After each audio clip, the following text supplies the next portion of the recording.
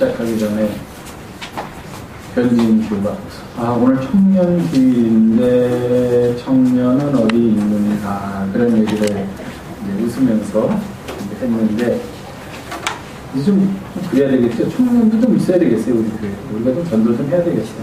청년도 좀 있어야 되겠고 지금 제가 사모님한테 우리 김영애 사모님이 걱정하셨던 건데 어제 조금 있으면 인지와 예찬이가 중고등부로 가면 아동부에는 대위하고 예성이 둘만 남고 또 1년이 지나고 더 이상 늘지 않으면 대위도 가고 예성이도 가고 그러면 아동부는 없어지고 또 소리도 대학교 가고 조금 지나면 찬영이도 가고 상은이도 대학교 또 이제 중고등부도 더 없어지고 이건 이 상태로 계속 갔다가는 밑에서 공급을 하지 않으면은 밑에서 아동부부터 유아부부터 유치부부터 자꾸 늘지려면 이거 교회 학교가 이거 어떻게 될까 그런 염려를 사모님이 하시더라 하는 이야기를 아까 아침에 교회 오는데 상은이가 하더라고요. 뒤에 우리가 열심히 전도해서도 하나님이 이제 아동부도 채워주시겠지 제가 그러면서 왔는데 어쨌든 오늘은 청년이 있건 없고 우리 감리교회에서는 청년주의를 지키니까 제가 우리 모두가 다 청년이라 하는 마음으로 청년주의 말씀을 좀 드리려고 합니다. 저보다 어르신들이 참 많은 가운데서 제가 이런 얘기하는 게 참 외람되고 부끄러운데 죄송스러운데 제가 지금까지 살아오면서 만약에 하나님이 다시 나한테 나타나서 내가 너한테 한 가지만 해주겠다. 내가 원하는 걸 무엇이든지 그렇게 만약에 저한테 기회를 주시면은 저는 고등학교 졸업하고 대학생으로 만들어 주십시오라고 저는 그렇게 약속할게요. 고등학교는 가기 싫어요.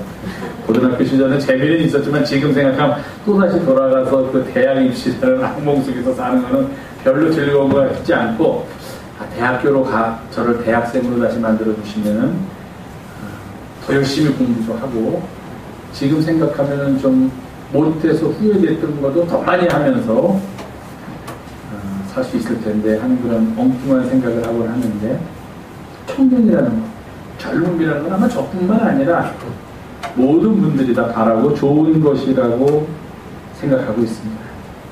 청년은 가능성이 있지요. 또 가능성뿐만 아니라 실제로 그의 지혜와 그의 몸이 그것들을 행할 능력도 있습니다.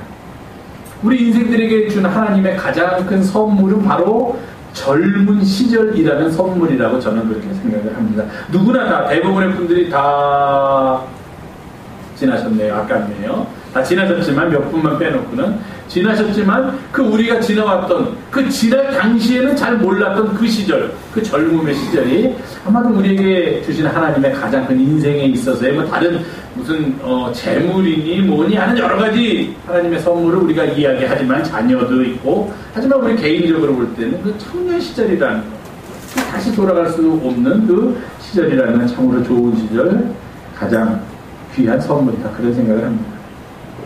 비록 청년의 시절은 지났지만 그리고 이제 다시 돌아갈 수는 없지만 우리의 몸이 중요한 것은 우리가 살아가면서도 그 청년의 정신, 청년의 마음을 어떻게 흉내내면서 살 수 있을까? 어떻게 좀 갖고 사는 것처럼 그렇게 살아갈 수 있을까 하는 게 더 중요한 것 같습니다.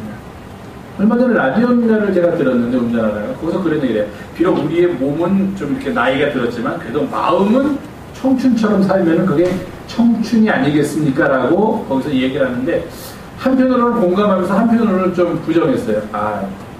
몸이 안 따르면 마음이 아무리 청춘해도 그 청춘이 아니지 않는가 하는 그런 생각을 했지만 어쨌든 설령 우리의 몸은 청춘이 아니더라도 마음은 청춘과 같이 사는 게 더 낫다고 생각해요. 내 몸이 청춘이 아니니까 나는 청춘이 아닌 것처럼 그냥 나이 많은 것처럼 그냥 아무 생각 없이 살겠다 하는 것보다는 비록 내 몸은 청춘이 아니더라도 마음은 자꾸 청춘처럼 살아갈 수 있으면 젊은이들처럼 가능성을 갖고 젊은이들처럼 때로는 도전정신도 갖고 나이가 들어서 좀 사람들이 이상하게 볼지 모르지만 때로는 그 젊음 속에서 느낄 수 있는 활력도 내 삶에서 우리가 조금씩이라도 맛보면서 살 수 있으면 얼마나 좋을까 하는 그런 생각을 해봅니다.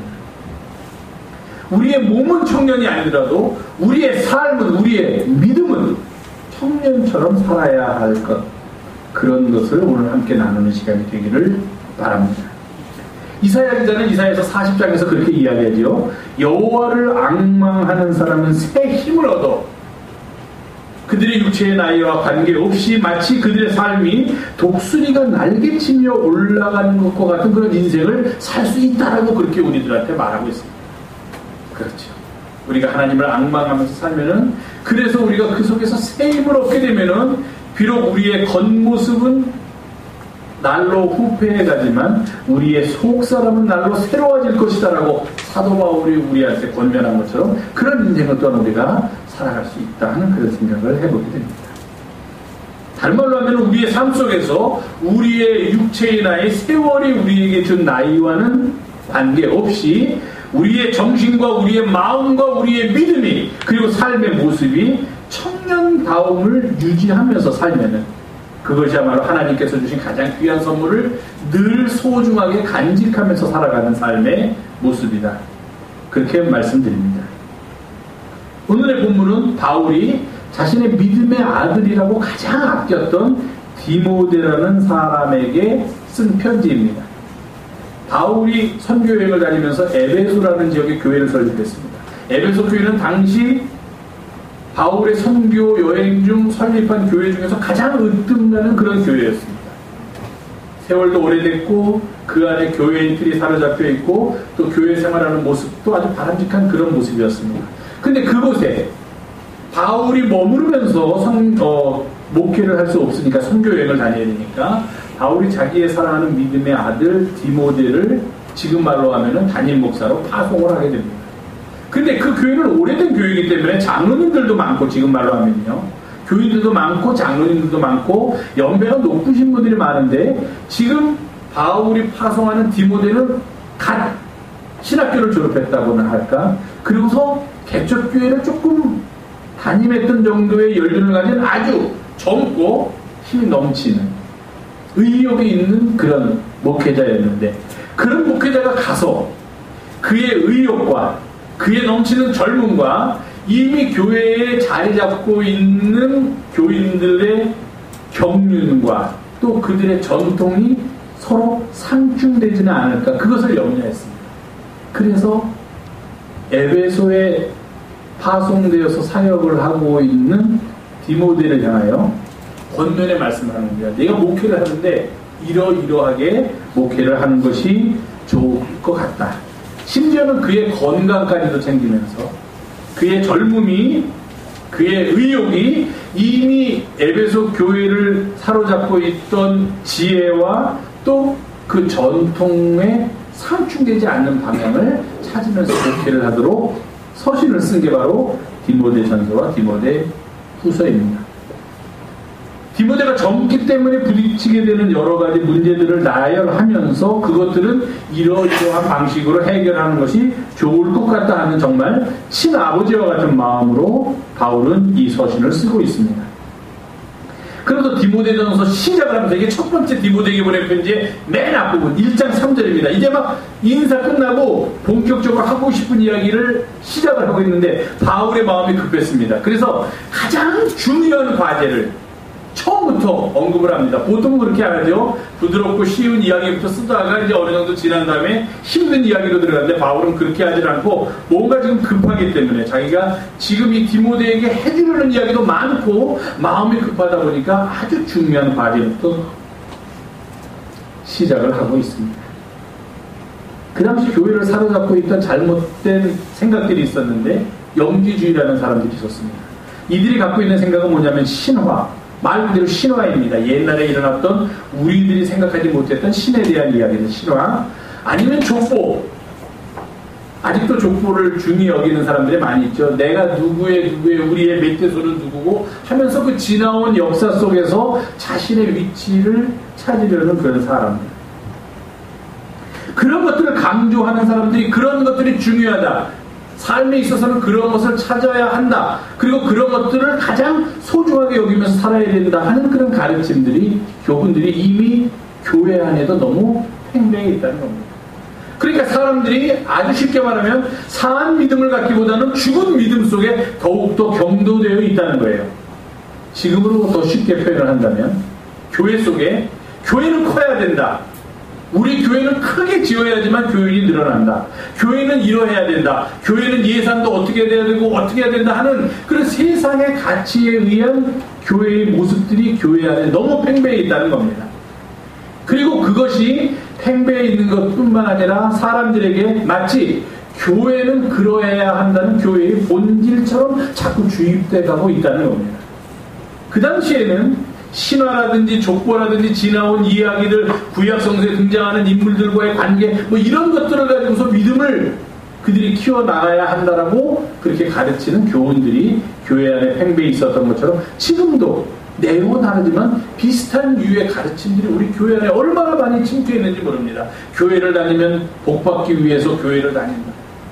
기도하는 목적은 제가 아까 말씀드렸는데요. 기도라는 것이 마치 복받기 위한 하나님과의 대화의 통로처럼 생각하고 그것을 이루기 위해서 믿음을 키워나가야 한다. 오히려 교회에서 이렇게 설교를 하고 있다는 겁니다. 여러분들이 지금 복받지 못하는 이유가 뭡니까? 여러분들이 믿음이 없기 때문입니다. 여러분들이 기도 안 하기 때문입니다. 이렇게 설교를 하고 있다는 겁니다.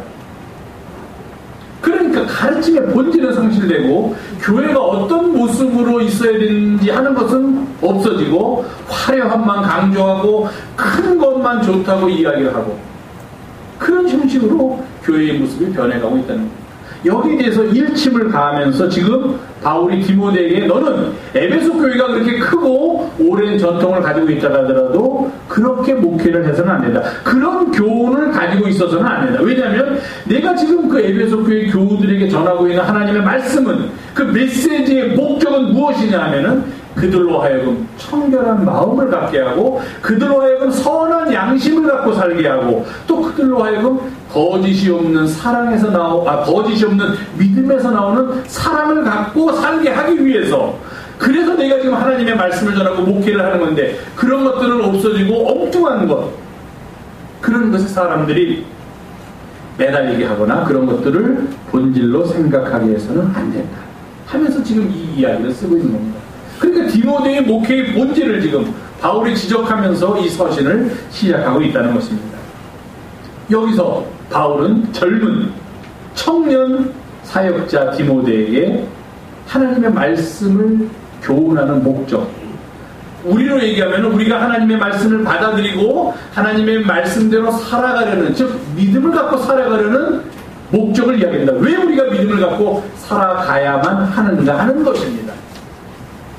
아까 아담 설교 때 얘기해서 반복하지는 않겠지만 그런데 지금도 대다수의 많은 기독교인들은 믿음을 갖고 살아가야 되는 목적이 무엇이냐라고 묻는다면 그들은 자기들이 필요하고 원하는 것을 얻기 위해서 내가 하나님이 기뻐하시는 쪽으로 살아가면 하나님께서 그것을 나에게 실제로 그렇게 말을 안 하지만 나에게 허락하지 않았다는 그런 생각에서 믿음이라는 것을 정의하려고 하고 있다는 겁니다. 그리고 그러한 통로로서 기도라는 것을 정의하고 있다. 바울은 단호하게 얘기합니다. 디모데야, 그게 아니다. 내가 지금 하나님의 말씀을 그들에게 교훈하고 하나님의 말씀을 가르치는 가장 큰 목적은 그들로 하여금 청결한 마음과 선한 양심과 거짓이 없는 믿음에서 나온 사랑을 갖고 살도록 하기 위한 것이다라고 아주 확실하게 이야기합니다.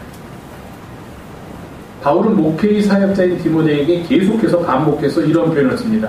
믿음과 선한 양심을 가지고 목회해야 된다. 착한 마음을 갖고 목회해야 된다. 경건의 모양은 있지만 경건의 능력이 없는 이 세대를 본받지 말고 내 안에서 경건의 연습을 통하여 이 생에 유익이 되는 그런 삶을 살아야 된다. 다음 생에까지도 유익이 되는 그런 삶을 살아야 된다. 이렇게 바울은 계속해서 권면하고 있습니다.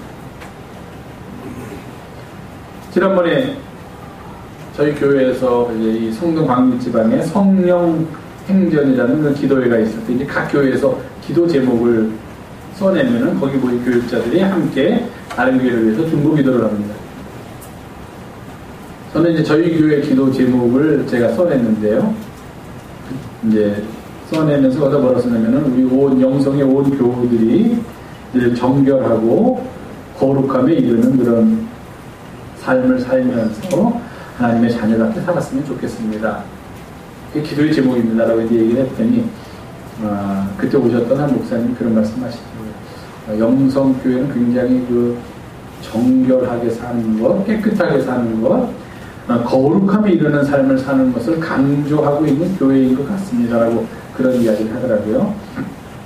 그래서 제가 부정도 긍정도 아니고 예 그렇습니다 비슷하게 대답을 하긴 했지만, 우리가 하나님 앞에 쓸 때 가장 중요한 것, 가장 필요한 것은 뭐냐면 첫 번째로, 그리고 청년다운 믿음과 삶을 가지고 살아가기를 원할 때 가장 필요한 것은 첫 번째로 청결한 마음입니다.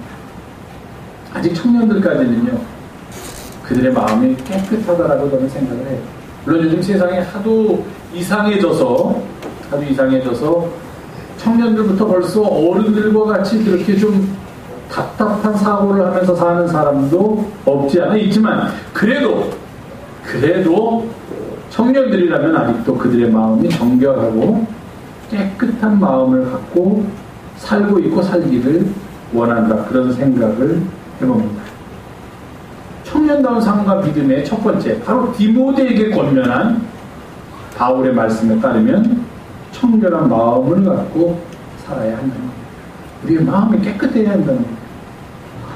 여호수아가 모세의 뒤를 이어서 이스라엘 백성의 지도자가 되고, 이제 첫 번째 가장 큰 관문이 요단강을 그들을 데리고 건너는 거였습니다. 자기의 위대한 스승 모세는 홍해 바다를 가르고서 백성들을 건넜는데, 요단강 앞에 선 여호수아는 두려움과 떨림밖에 없었습니다. 그러나 하나님의 말씀에 의지해서 이제 곧 우리가 저 요단강을 건너서 하나님께서 우리에게 약속하신 젖과 꿀이 흐르는 가나안 땅으로 들어갈 것이다, 그렇게 백성들한테 선포한 다음에 백성들한테 이렇게 이야기합니다. 이제 다음 날이면 우리 모두가 하나님께서 우리를 위하여 기이한 일을 행하시는 것을 보게 될 터이니 그 일을 위하여 먼저 자신을 성결하고 그 일을 준비해라, 그렇게 이야기합니다. 요단강을 건너는데 가장 백성들에게 필요한 게 무엇이었느냐? 건너간 다음에 먹을 음식도 필요하고 여러 가지 필요한 것이 많이 있었지만, 그 중에서 가장 중요한 것은 하나님 앞에서 그들이 성결해지는 것이다, 그렇게 여호수아는 백성들에게 선포했습니다. 그리고 요단강을 도하할 때까지, 요단강을 건널 때까지 늘 성결함을 간직한 채 그 일을 준비하라고 권면하고 있습니다.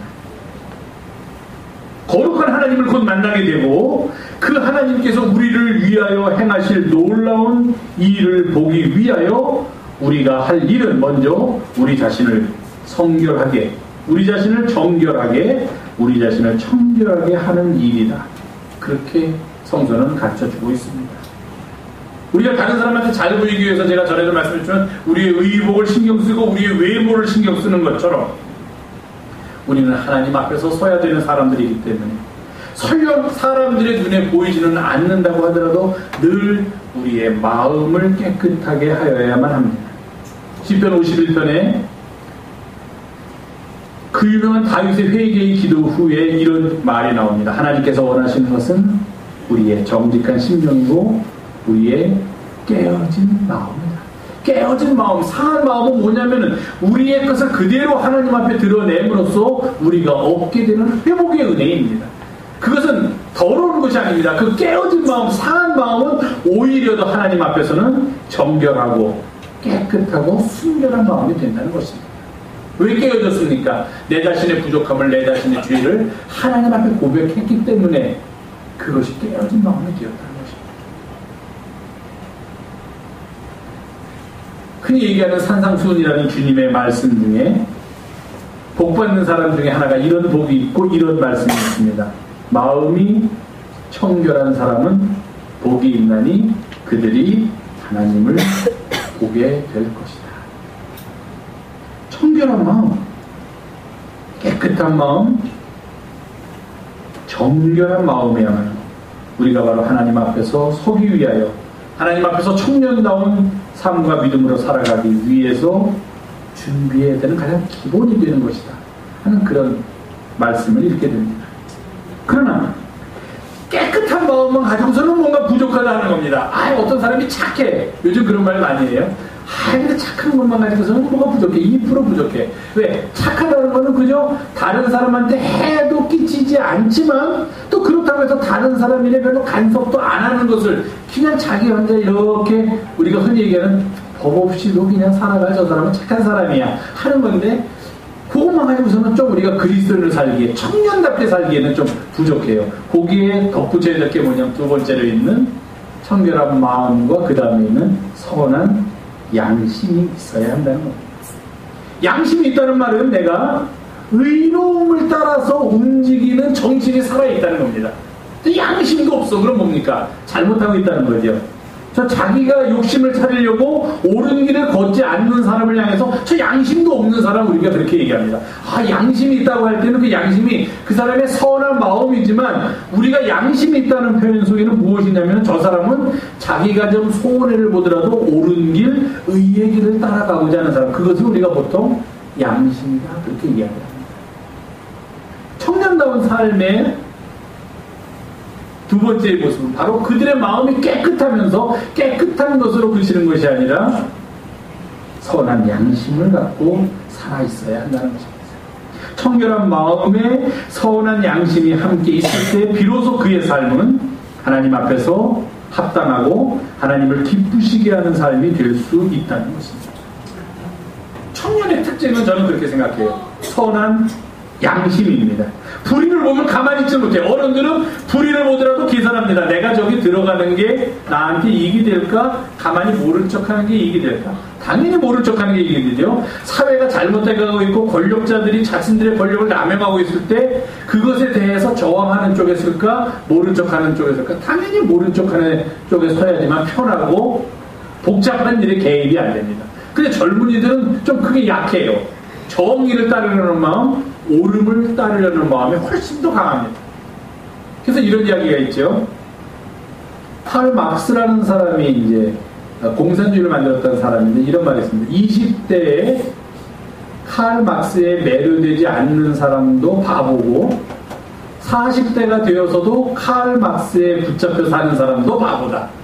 자본주의 사회에서는 그런 이야기를 합니다. 그러니까 그 얘기는 쉽게 말하면 젊을 때는 좀 이렇게 뭔가 잘못된 것을 고치고 싶고 다른 길로 가야 될 것 같고 이 사회를 좀 옳게 만들어야 될 것 같은 그런 마음이 오늘의 표현을 하면 선한 양심이 이 속에서 막 들끓는답니다. 그래가지고 너 잘못됐는데 옛날에 너 데모하다가 잡혀가면 너 인생이 어떻게 될 텐데 어른들은 그렇게 얘기하지만 젊은이들은 그걸 고려하지 못해요.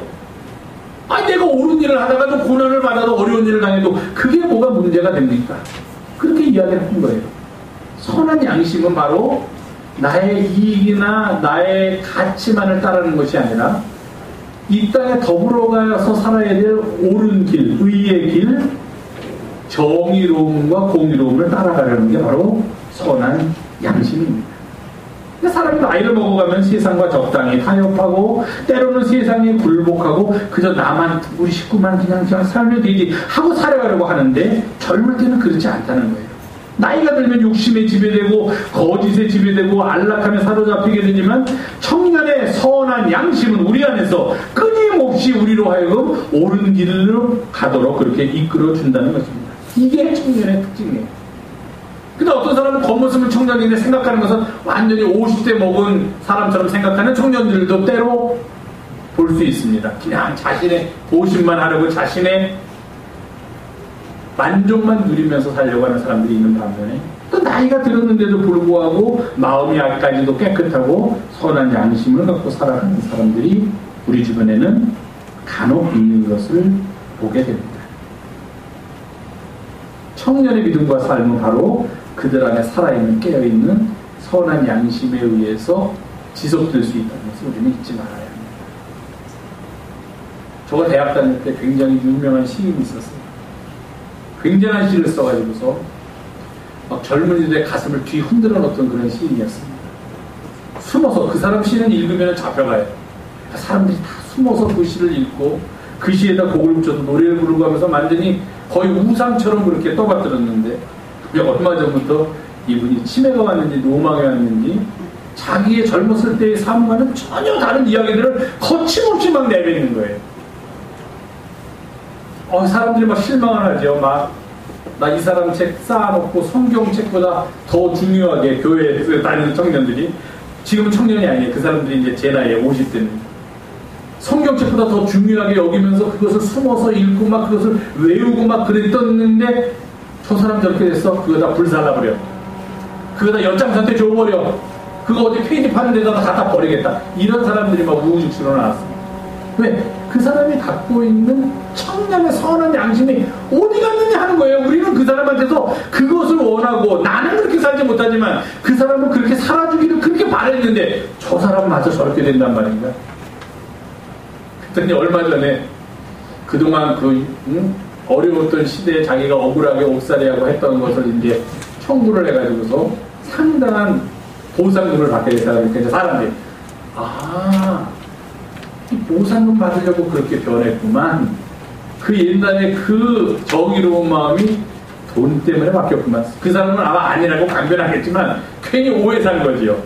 그렇게 자기의 행동과 마음을 사람들의 오해를 사게 해놓고서 그 다음에는 돈을 받으니까 사람들이, 이 정부한테 잘 보여가지고 이 정부에서 보상금 받을 테니 그 조금이라도 더 받으려고 저렇게 옛날과는 정반대의 삶과 가르침을 보이고 있구나. 이렇게 얘기를 하더라고요.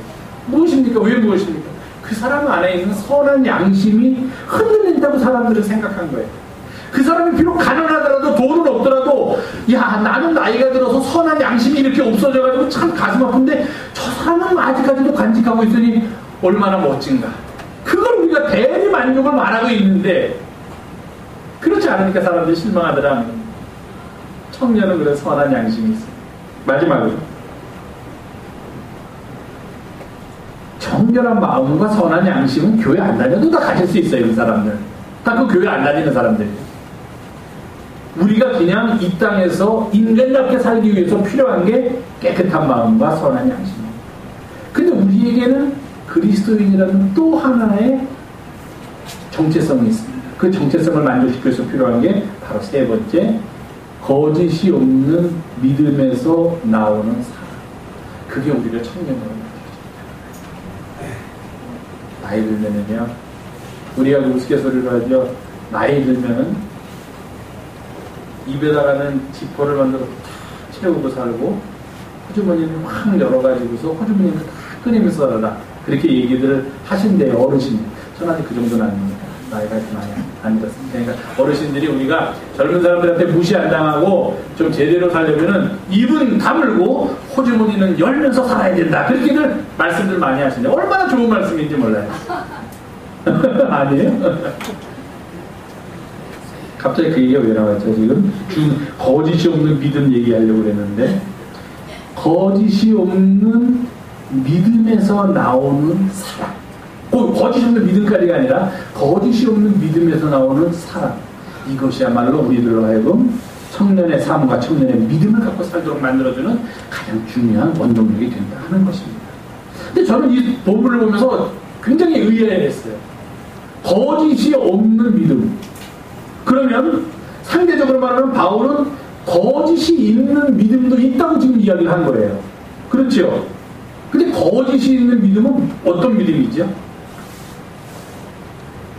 어떤 믿음인 것 같아요? 거짓이 있는 믿음은? 응? 보상을 보상을 바라고 믿음은? 네, 잘 말씀해 주십니다. 청년입니다. 우리 유일한 청년. 청년의 삶에 살아야 돼요.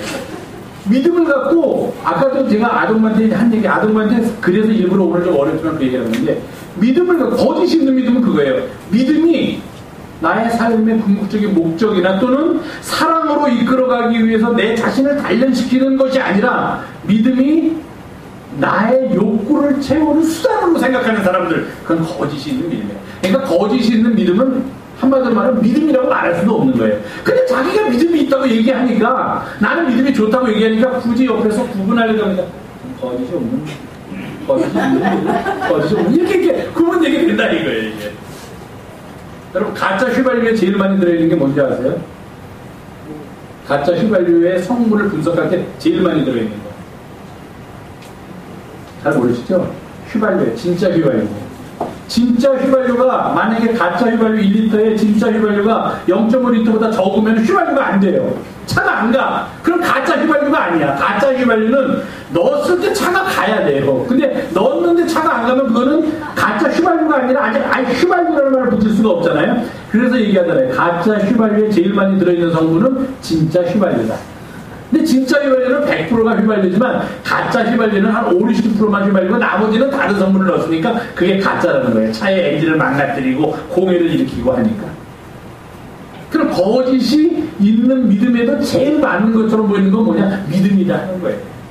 그런데 다른 불순물들이 많이 들어가 있으니까 그게 휘발유가 제대로 된 휘발유라면 차의 엔진도 보호해줘야 되고 공해도 나지 않아야 되고 연비도 높아야 되고 이런 기능을 해야 되는데 가짜 휘발유 넣으면 지금은 좀 싸게 넣는 것 같지만 엔진도 금세 망가지고 연비도 낮아가지고서 얼마 가지 못해서 또 휘발유 넣어야 되고 공해 만들어내고 그러니까 가짜 휘발유가 안 된다는 것처럼 거짓이 없는 믿음만 있으면 좋은데 거짓이 있는 믿음은 어쨌든 믿음은 믿음인데 그 속에 다른 불순물들이 잔뜩 들어가 있으니까 어떻게 됩니까? 제대로 된 믿음이 안 되고 오히려 더 망가뜨리는 믿음이 된다는 거예요. 믿음은 결론부터 말씀드리면 거기가 끝이 아니에요. 내가 믿음을 갖는 게 끝이 아니에요. 오늘 바울이 디모데한테 대한 권면처럼 한다면 거짓이 없는 믿음, 이것을 내가 가져라. 청결한 마음과 선한 양심과 거짓이 없는 믿음을 가져라가 아니라 청결한 마음과 선한 양심과 거짓이 없는 믿음에서 나오는 사랑이다. 왜? 사랑하고 싶은데 이 믿음이 없이는 사랑까지 못 간단 말이야. 우리들이 다. 그 믿음이라는 게 어떻게 만듭니까? 우리들의 욕심을 자꾸 줄이게 만들고 남을 바라보게 만들고 억울한 이들을 쳐다보게 만들고 그러다 보니까 그 안에서 사랑이 나오게 된다는 거예요. 근데 그거 없이 그냥 살아가겠다 그러면 안 나온다는 거예요. 사랑이. 그러니까 먼저 사랑하기 위해서 우리 안에 필요한 게 거짓이 없는 믿음이다 하는 거예요. 근데 우리는 아직도 거짓이 있는 믿음을 많이 갖고 있어요. 우리 기독교. 나중에 제가 기회 있을 때 한번 그 영화를 보겠는데 좀 오래된 영화인데 브루스 올마이티라는 영화가 있었습니다. 10년쯤 된 영화예요. 몇 년 전에는 에반 올마이티라는 영화 혹시 보신 적 있어요? 노아의 방주 만드는 거. 워싱턴 DC의 한 사모님이 영화 문제 없으십니까? 그것도 나중에 한번 보겠습니다. 브루스 올마이티는 그보다 더 오래된 짐 캐리라는 유명한 코미디 미국 영화 배우가 나오는 그런 영화예요. 뭐 영화 얘기 기대하겠지만 그 사람이 뉴욕주 버팔로에 있는 조그만 방송국의 리포터로 나오는데 이 사람이 막 불평불만 하다가 이제 그 영화에 의하면 하나님을 만나는 겁니다. 하나님을 만나가지고 그 하나님한테 이제 얼마 동안 그 하나님의 능력을 부여받아요. 그래서 제일 처음에 저 그 영화를 봤는데 제일 아주 재밌는데 하나님한테 그런 능력을 부여받고 이게 못 믿습니다. 근데 그 하나님을 만나는 건물에 들어갈 때 큰 웅덩이가 있어서 그 웅덩이에 푹 빠져가지고서 바지가 다 젖고 신발이 젖어서 화를 내면서 들어갔는데 이제 하나님을 만나가지 모르고 그래서 하나님을 만나가지고 그 능력을 받고 오는데 영화의 장면이 그 웅덩이를 지나가는데 웅덩이에 빠지지 않고 거기를 딛고 지나가요. 자기가 지나오면서 이게 뭐야 이럽니다. 그래가지고 나인을 하고 이제 음식점에 들어가서 뭐 이상한 것 같아. 자기가 지금 하나님을 만나고 오기 이상한 것 같아서 고민스러워하면서 막 이러고 있는데 그 여자분이 자꾸 자기가 만든 오늘 토마토 숲을 만들었는데 아주 맛있으니까 먹으라는 내가 싫다고 자꾸 그러는 거예요. 근데 갖다 줘. 그 여자들 집국에 갖다 주니까 2만원 데다가 토마토 숲을 거의 세수대에다가 세수할 만큼을 갖다 줘요. 근데 이제 색깔이 좀 이렇게 붉은색이니까 이 친구가 이렇게 앉아가지고서 자기가 가시 됐다니까 그 모세의 이야기가 이제 생각이 난 거예요. 이게 빨가니까 홍해 같으니까. 그래가지고 자기가 이렇게 이제 사람이 별로 없으니까 두리번거리다가 하면서 힘을 주는 거예요. 이제 갈라져라 있는 속으로 그러는 거죠. 그랬더니 정말 그 영화에서 이제 그 능력을 받았으니까 그게 이제 이렇게 갈라집니다. 토마토 스프가 우리말로 국이 둘을 쫙 갈라지면서 가운데 바닥이 드러나요. 이제 대단한 거야 이제. 그러면서 일어나는 에피소드인데 그냥 재미있는 코미디 영화면서 굉장히 우리 크리스찬들한테 주는 메시지가 있네요. 제가 언젠가 한번 오후 기도회 시간에는 그걸 한번 볼까 그런 생각인데요. 한 100분짜리니까 볼 수 있을 거예요. 근데 거기서 이런 얘기를 합니다. 이제 막 가는데 이 주변 소리가 웅성웅성 막 이런 소리가 들리는 거야 이 사람한테. 엄마 아버지가 건강하게 해주시고 오늘 또 뭐 어떠고 별소리들 이거 뭐야 내가 지금 뭐가 이거 신이 된 게 아니라 귀가 이상해졌나 왜 환청이 들리는가 했는데 나중에 알아보니까 이게 세상 사람들이 하는 기도가 이렇게 막 들어오는 거예요. 하루 온종일 들어오는 거예요. 길 속에서 기도를 하니까 사람들이 얼마나 많이 기도를 하는지 몰라요. 근데 그 하나님이 준 그 사람한테 준 능력이 전 세계가 아니라 그 자기가 살고 있는 그 지역입니다. 그런데 그걸 해결하기 위해서 기도를 컴퓨터에다 해가지고 파일을 만들어가지고 파일을 집어넣어요. 읽을 수가 없어. 왜냐하면 한 번 집어넣고서 1분 지난 다음에 컴퓨터를 열어보면은 지금 현재 읽지 않은 기도가 358만 2,956건이 있습니다. 그래. 그럼 그 중에서 한 20개 정도 그냥 어떻게 해결 막 하다가 또 조금 화장실 갔다 와가지고 또 다시 컴퓨터를 켜보면은 읽지 않은 기도가 592만 3,279건 있어요. 기도를 얼마나 사람들이 많이 하는지 도대체 기도를 듣고서 해결할 시간이 없는 거예요. 읽을 수가 없는 거예요. 기도 하나를. 예를 들어서 김지혜 뭐라고 기도, 또 뭐 우리 유희지 뭐라고 기도, 송찬이 뭐라고 기도했는지 한 두세 개 읽다 보면은 그 뒤에 읽지 않은 메시지, 읽지 않은 기도가 지금 293만 3,200. 그렇게 맨날 이러니까 이 사람이 해결을 못해요. 그러다가 우리도 이제 가끔 메시지 쓸데없는 거더라고 그런 거 하지 않습니까? 저도 가끔 그래요. 이렇게 쓸데없는 스팸 들어오면은 딱 누르면은 이렇게 셀렉트 하는 게 있어요.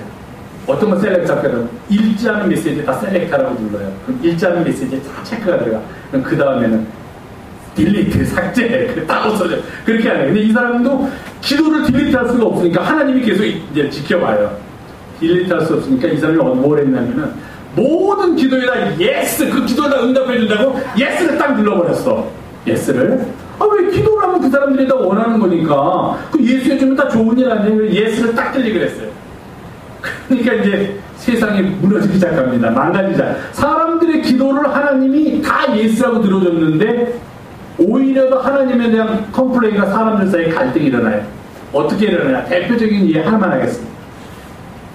복권이라는 거 있지 않습니까? 복권 당첨이 되면 어떻게 되는지 아세요? 예를 들어서 1억 원짜리 복권이 있습니다. 근데 1억 원짜리 한 명이 당첨되면 어떻게 됩니까? 응? 그 사람한테 1억 주지요. 10명이 당첨되면 어떻게 됩니까? 1000만 원씩 주지요. 100명이 당첨되면 어떻게 됩니까? 100만 원? 1000명이 당첨되면 어떻게 됩니까? 10만 원씩 줘요. 10,000명이 당첨되면 한 사람 앞에 10,000원씩입니다.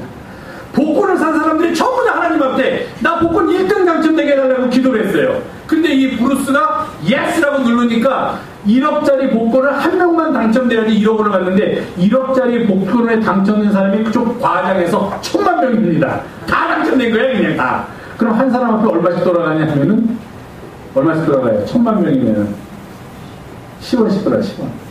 1억이면은. 근데 1,000만 명은 아니니까 한 사람 앞에 어떤 사람이 거기서 이렇게 나와요. 나 1등 당첨됐는데 받게 되는 상금이 17불이야. 17,000원이야. 복권이 1등이 당첨됐는데 왜 그러느냐? 다 당첨됐으니까. 다 1등이니까. 그러니까 세상에 있는 사람들의 기도, 그 사람들의 욕심을 채워주는 기도에 이 주인공이 예스라고 클릭한 순간 이 세상을 움직이는 모든 시스템이 그것뿐만 아니라 다 무너져 버리는 거예요. 다 무너져 버려요. 대학교 가서 시험 보는 애들이 다 부모들이 붙게 해주세요 그랬단 말입니다. 그래서 이 사람이 예수 누르면 어떻게 됩니까? 채점을 하는데 전부 다 100점이 나온 거예요. 그럼 대학교에서 어떻게 붙겠어요 이거? 시스템이 무너지는 거예요. 우리의 욕심의 기도가 생각해요. 그걸 보면 그것도 그걸 보면서 내가 믿음이란 무엇인가 기도란 무엇인가를 생각했는데 우리의 믿음이라는 것은 내가 원하는 것을 얻기 위해서 하나님 앞에 미리 저축해 놓거나 미리 잘 보이려고 하나님 앞에서 어떤 일을 행하는 것이 아니라 거기로부터 나오는 사랑으로 가기 위한 길이다. 그렇게 생각을 해야 돼. 바울이 그걸 우리들한테 지금 가르쳐 주고 있다는 겁니다. 믿음의 역할은 무엇이냐? 믿음을 통하여 내가 잘 되는 것이 아니라 믿음을 통하여 사랑을 하게 만들기 때문에 믿음이 위대하다는 거예요. 나 혼자 잘 먹고 잘 살기 위해서 믿음이 좋아야 한다. 그거는 이미 교회가 아니지. 나 혼자서는 사랑할 수 없으니까, 내 욕심을 내가 제어할 수 없으니까, 나를 내가 하나님 앞에 바로 서도록 만들 수 없으니까 하나님, 내가 하나님 앞에 바로 서도록 만들어 주세요. 그랬더니 하나님 우리한테 하시는 말씀이 믿음을 가져라. 믿음을 가지니까 이제 하나님 앞에 바로 서주고 거기로부터 사랑이 가성되게 된다는 겁니다. 이게 청년의 믿음이다 하는 겁니다. 청년의 삶이라는 겁니다. 자, 여러분, 50대 계신 분들도 있고 40대도 있고 60대도 있고 70대도 있고 80대도 있으시겠지만 우리 모두 다 하나님 앞에서는 청년처럼 살아갑시다. 청년의 삶을 살고 청년의 믿음을 가집시다. 우리의 마음을 하나님 앞에서 청결하게 하고 선한 양심의 소리에 귀 기울이며 그 길을 따르고 하나님 앞에서 거짓이 없는 믿음에서 나온 사랑을 갖고 살아갈 때, 그러면 우리는 언제나 우리의 신체적 나이와 관계없이 주님 앞에서 청년입니다. 이런 믿음 갖고 살아가는 우리 영성의 가족들이 되기를 부탁드리겠습니다. 기도하겠습니다. 살아계신 하나님, 오늘도 저희가 주님 앞에 나와서 주의 길을 따르는 도를 함께 나눕니다. 그 길을 걸어가도록 주여 우리와 동행하여 주시옵소서. 우리 구주 예수님의 이름으로 기도하옵나이다.